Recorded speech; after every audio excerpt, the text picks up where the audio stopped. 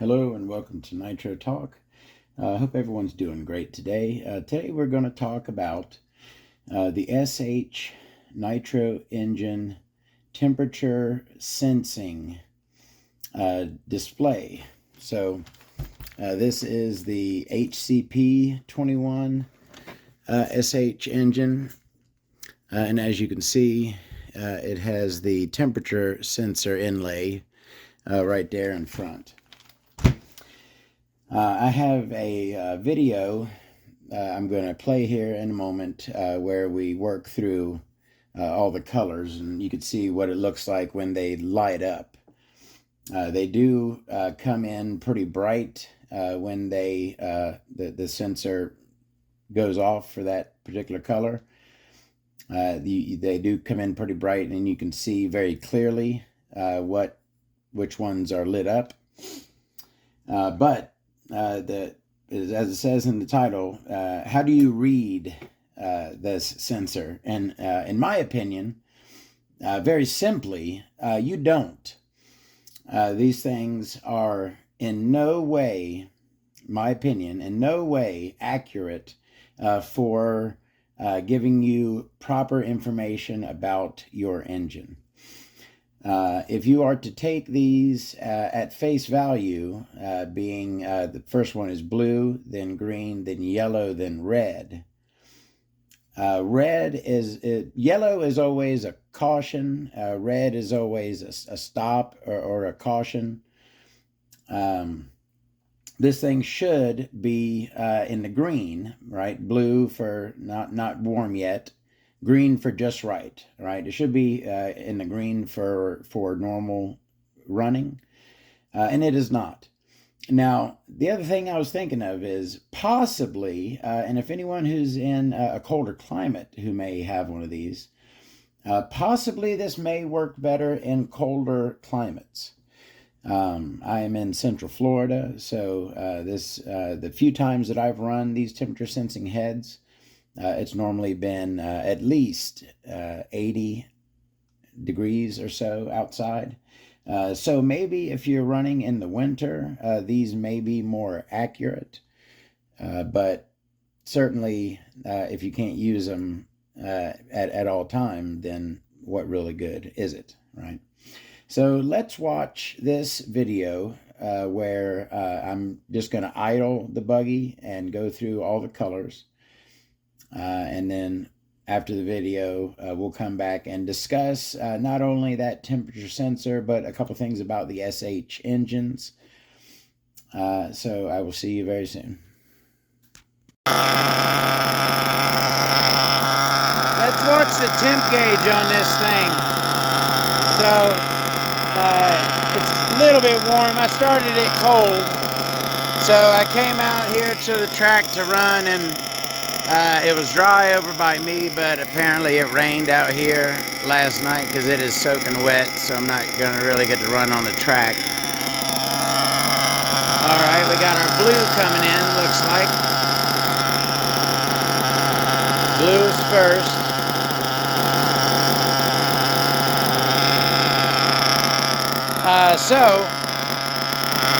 I wanted to get the second run on this SH.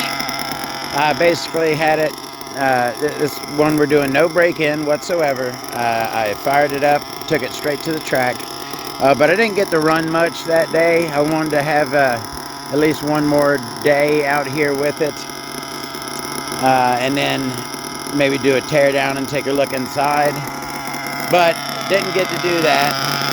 Looks like, is that our green coming in?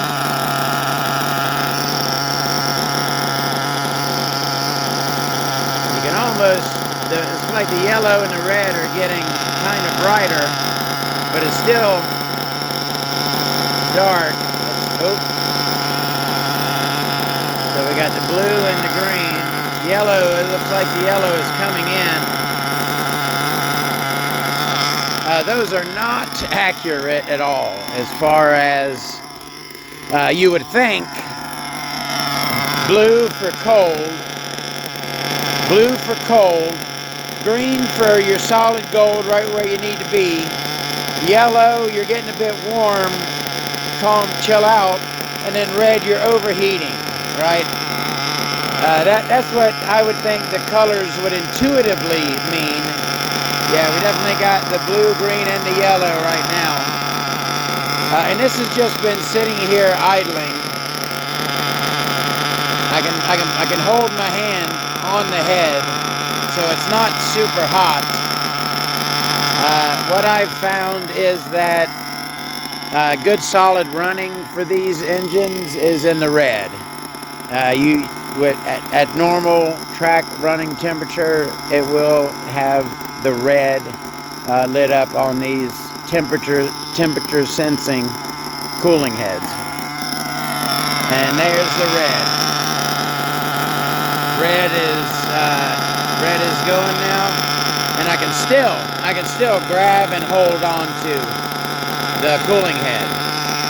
So yeah, it's certainly not overheating.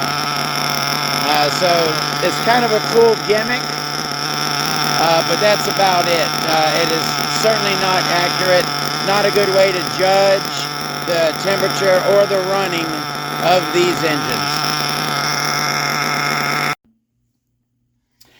So as you could see there, we got up into the red, and I could still hold my hand onto the engine. So certainly, I wouldn't even say it was fully up to a solid running temperature. And yet, all four of the indicators were lit, so to speak. So yeah, again, unless, and that's the other thing I've looked into. I have the manual for this engine. There's no information about it in there. There's nothing I've found on the SH website telling you how you're supposed to read this indicator. So you kind of have to, without instruction, you kind of have to go intuitively, right? Which, says blue, cool, right? I would take that as don't start tuning yet. The engine's not warm enough yet. Then in the green, I would take that normally to mean you're running just right. Engine is performing well. Yellow would then be okay. You're getting up there a little bit. Maybe back off. Maybe riching up your top end a touch. If yellow were a proper indicator of what you need to do, right? And then red is, hey, you need to shut it down. You're overheating, or you need to, take action immediately to fix something. No, not at all. And I've not only had the HCP here with the temp sensing cooling head. I've also ran quite some time. I have, I think, around 3 gallons or so, 2 or 3 gallons on. This is the SHPT003 right there. And it as well has the temp sensing cooling head. And it was the same. At normal operation, right, in my part of the world, normal running, normal operation, all of the indicators are lit brightly. Another thing, so we discussed the temp sensor there, but while I have these SH engines out, I did want to discuss another couple things. So this engine, which I've had a few years, and I run quite a while back, had no luck whatsoever with the stock carb. This is the stock carburetor that came on this SH engine. There's 2 main carbs that you will find on these this range or so of SH engines. It's going to be I call them the plastic and the metal. That one, which looks very suspiciously like the Traxxas carb, doesn't it? That cap right there. You ever seen that cap on anything other than the Traxxas engine? That's besides the point. I've been through that.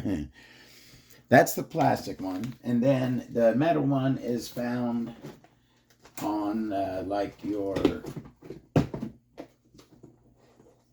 21AO, right? Your PT 21AO XVG. That has the metal carb, right? So those are your two main carbs that you're going to find on these SH engines. And this one, you'll see some variance to it. For example, this right here is the Dynamite 21XP, and it has the same carb.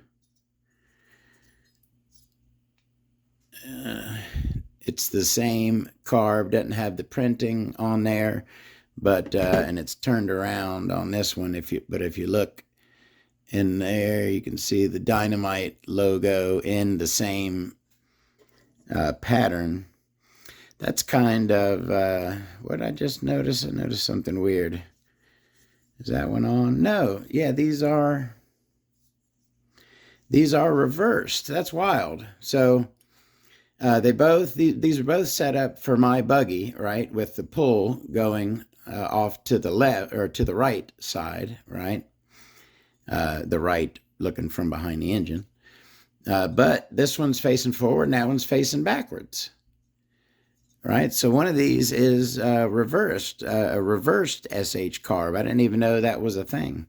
I know that the old Nova Rossies, you could get the exact same carb in a standard and a reverse. So you'd have your pull on one side or the other. Anyways, but so that's the metal one. And that's the plastic one. And so when I started running this PT003, started breaking it in, this was the carb that came on it, and I could not get this thing to operate properly. Could not get it to run good to break it in, so I swapped it out. It's got a Trackstar carb on it right now. But that was my first experience with this version, this plastic SH carb, right? Composite. I'm saying plastic, but I should say composite. It's composite. So I kind of had a bad taste in my mouth, right, on that SH composite. So when I went to run the HCP 21 here, and I saw that it was one that had the composite carb, I was like, okay, let's see how this goes. Beautiful. Absolutely gorgeous. This plastic composite carb on the HCP, this one, particular one, is running like a peach. Beautiful, operating beautifully, this carb. So probably, I don't know really what I don't even know if I tried to rebuild this. I think I just pulled it off of there. I'd probably just try to give it a rebuild and see, give it another shot. All right. What else was I talking about? These SHs. Which one is do I have the Photon out here? Oh yeah, the Photon is a metal carb. All right. Anyways, that's besides the point. We're talking about the temp sensors. We talked about the temp sensors. Do not. Oh, okay. That's the other thing I want to talk about. All right. So since we're not using the temp sensor, and real quick, the only thing that I thought that maybe it could be used for, maybe I might use it for, is once they're all lit, then I can start tuning, right? Then I can kind of see that it's up to temp, right? Once all of them are lit up. But anyways, since we're not using the temp sensor to tell us if we're overheating, right? That's what I want to touch on real quick. So the red on here does not mean you're overheating. So how do you know if you're overheating, right? How do you know if you're too hot? The main thing is going to be, so much stuff with nitro engines is your ear, right? Is the sound of it. You overheat when you run too lean, okay? Ways to see that you're running too lean. Number one is sound. An engine makes different noises when it is tuned properly, when it is too rich, and when it is too lean. And you're going to have to learn and train your ear to pick that stuff up, right? Now, it is said, of course, and this is a good visual indicator, that you always, at full throttle, you want to see smoke coming out of your tuned pipe, right, of your exhaust. If you do not see any smoke, then that is an indicator that you are running lean. Now, I've kind of noticed, and this is just conjecture here, right? Don't take this to mean anything. But I've found that when an engine is tuned just right, and especially depends on where you're racing it, right? What kind of contrast you got. Maybe from blacktop, the smoke is easier to see. But when you're on the track, right, and you got this clay, it's kind of hard to see any smoke coming out of it, right? So that's when you're going to trust your ear, right? I trust my ear more than if I look and I don't see smoke. As long as it's sounding good and responding to the throttle good, then I'm not going to worry about it. I'm not going to freak out and say, "Oh, I'm not getting any smoke. I've got issues." There is going to be smoke, right? When it is tuned properly, right? When it's not too lean, it will produce smoke. It just may not be billowing out of there. It may be hard to see sometimes. Okay. All right. So how else can you tell? What's some other things, right? I don't know if I made a specific video on the spit test, right? But the spit test is a thing, right? It's a thing that's been around forever with nitro engines. It's an old rule of thumb type of trick. It's kind of like a pinch test, right? It's an indicator that you can give yourself. And that's very simple. Take your finger, get a glob of spit on your finger, and bloop, wipe it on the head like you're wiping a booger. And that glob of spit, if it sits there and does nothing, essentially, maybe bubbles a little bit, right? Then you should not be overheating. If you see that glob of spit start sizzling, right, and smoking and dissolving away, burning off quickly, that is when it's an indicator that you may be overheating, right? Certainly not an exact science, the spit test, but it is a thing. Now, of course, we also have temperature gauges of various types. We've got the trigger jobs there. We got like your Duratrax handheld style, right? 77.6 room temp. And of course, and now even those can be tricky because there's a little thing called emissivity, right? Depending on the color and the composition of the metal that you are bouncing your beam off of, right, to read a temperature, it can affect that reading, right? If you're shooting something that's like polished chrome, or if you're shooting something that's black, you're going to get a different reading, even though those things may be at the same temperature. Now something like that, where's that little jobber at? That's a good way to check and see if you're in the right range, right? If your emissivity is in the right range. Get a known temperature, right? Like room temperature. This may even be a little high. I don't think it's 78 degrees in here. It's probably 72 degrees. So I could stand to adjust this a little bit to get it zeroed in a little bit better, right? What else are we talking about? All right, overheating. certainly not. Overheating is very detrimental to these engines. You do not want to do it. Now, what is overheating as far as temperature? That's a good thing to talk about. Let's rap about that for a second. That's another one that's tough that I can't give you some absolute numbers. Although I can kind of tell you, for me personally, no matter how good an engine is running, I would kind of start freaking out around 280, 290 degrees. That's getting really, really hot for one of these engines. But there are engines that sing, that absolutely sing at 270 degrees. You know what I mean? That's hot. But some engines dig that, right? Other ones will run beautiful at 220, 230. There's no exact perfect number as far as temperature for a nitro engine to run. It's all going to be determined, right? What is optimal for your engine is always going to be determined by how it sounds and how it feels on the trigger, right? If it is absolutely singing and your throttle response is perfect, you got great bottom end, you're winding out beautifully on top. After you run a few laps of that, you hit a temperature, and what that, if it's accurate, right, what that tells you is what that engine likes for a temperature.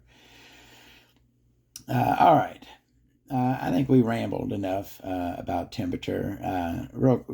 Is there any other? Okay, overheating, bad. we established that. Running lean is going to make you overheat, right? Running rich cools an engine. Running lean heats an engine. So there's a simple one, which I'm like, do I need to say that? Well, maybe so. Maybe there's someone out there who needs to be told that if your engine is running too warm, right? If you can hear it starting to get a high whine to its tone, maybe even getting a little smoke coming up off of it, right? So if you have a dirty engine with some oil all over it, it start getting really hot. It can smoke. You start getting some indications of an overly hot engine. Go ahead and richen it up. Yeah, there may be a situation where if you got an engine that's doing that, you richen it up a bit, and it's a dog, right? Now all of a sudden it barely gets out of its own way. That can happen. Some engines are just assholes like that.